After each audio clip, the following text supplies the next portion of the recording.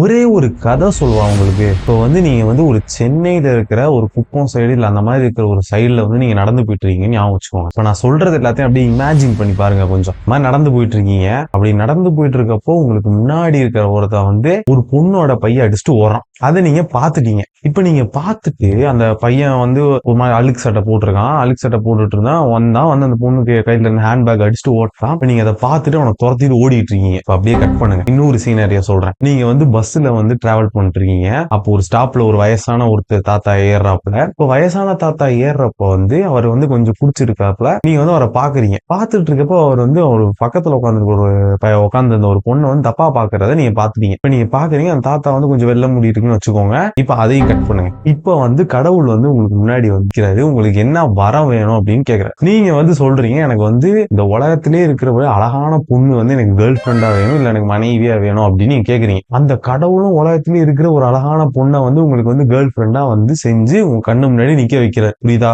இப்போ வந்து நான் சொன்ன மூணையுமே நீங்க இமேஜின் பண்ணி பாத்துட்டீங்க. இப்போ உங்க இமேஜினேஷன்ல வந்த அந்த ஒரு பொண்ணு திருடின அந்த திருட, அப்புறம் அந்த தப்பா பார்த்த ஒரு தாத்தா என்ன கலர்ல இருந்தாங்க?